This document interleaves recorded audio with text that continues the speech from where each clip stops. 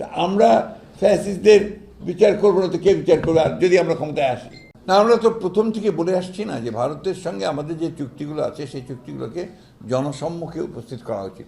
এমনিতে পার্লামেন্টে করা উচিত ছিল, কিন্তু সেটা জনসম্মুখে উপস্থিত করা উচিত। এবং কোনো চুক্তি গ্রহণযোগ্য হতে পারে না যেটা বাংলাদেশের স্বার্থের বিরুদ্ধে যাবে। এটা কোনো মতেই আপনার বাংলাদেশের মানুষ সেটা মেনে নেবে না।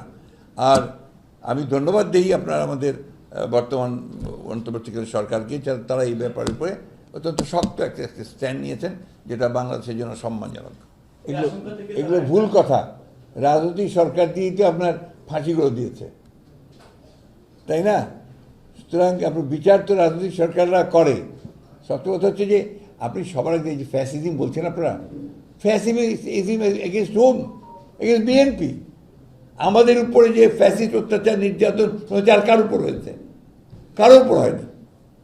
এমনকি আপনার অন্যান্য রাজনৈতিক দলগুলোর মধ্যে আমরা এবং জামাতে ইসলাম সবচেয়ে বেশি অ্যাফেক্টেড হয়েছি। আমাদের উপরে তো অত্যাচারটা সবচেয়ে বেশি হয়েছে। তা আমরা ফ্যাসিস্টদের বিচার করবো না তো কে বিচার করবে আর যদি আমরা ক্ষমতায় আসি? কে করবে? আর যেটা শুরু হয়েছে এখান থেকে সরে যাওয়ার কারো কোনো উপায় নেই।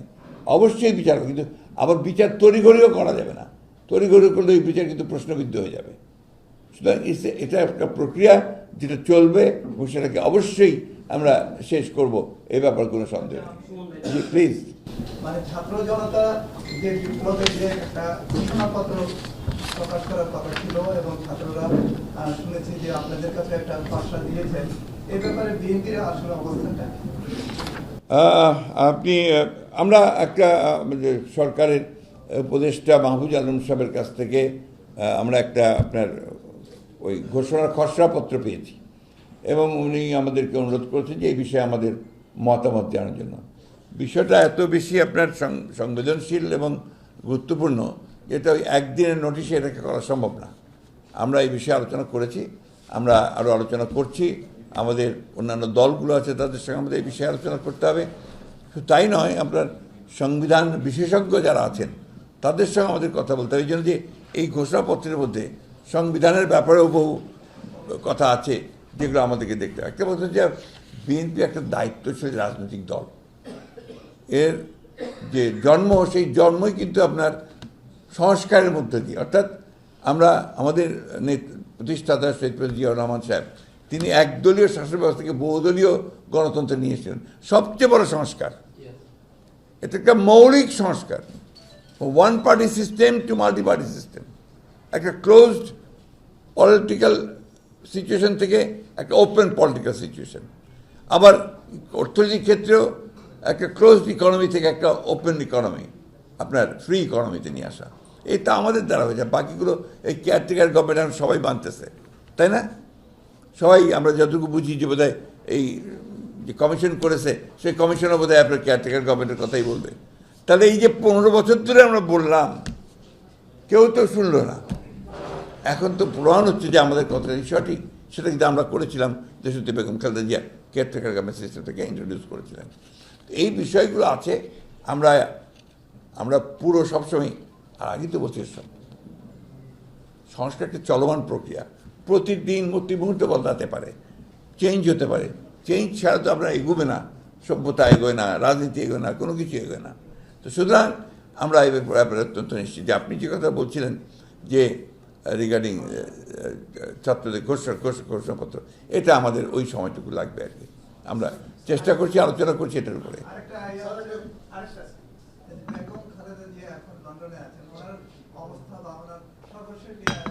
আপনারাই আজকে রিপোর্ট করেছেন যে উনি বেটার, উনি হাঁটছেন। আপনাদের পত্রিকাতেই দেখলাম আমি আজকে সকালে। আমরা খবর নিচ্ছি, উনি মানসিক দিক দিয়ে, শারীরিক দিক দিয়ে আলহামদুলিল্লাহ আগের চেয়ে অনেক বেটার।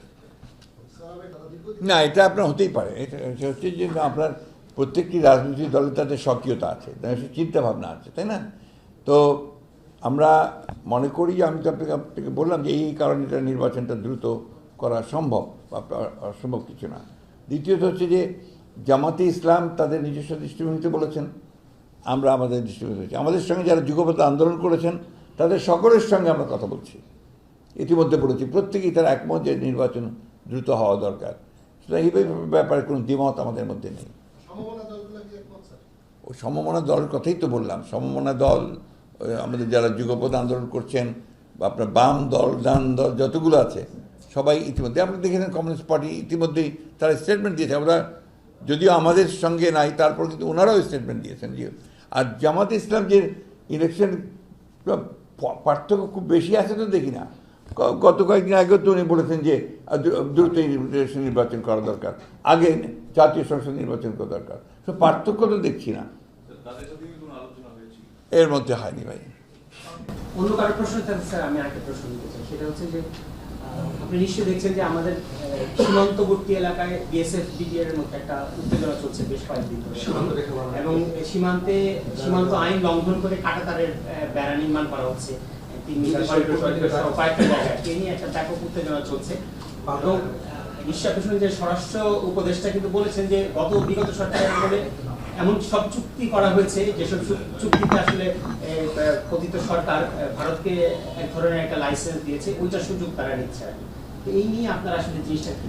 না, আমরা তো প্রথম থেকে বলে আসছি না যে ভারতের সঙ্গে আমাদের যে চুক্তিগুলো আছে সেই চুক্তিগুলোকে জনসম্মুখে উপস্থিত করা উচিত। এমনিতে পার্লামেন্টে করা উচিত ছিল, কিন্তু সেটা জনসম্মুখে উপস্থিত করা উচিত।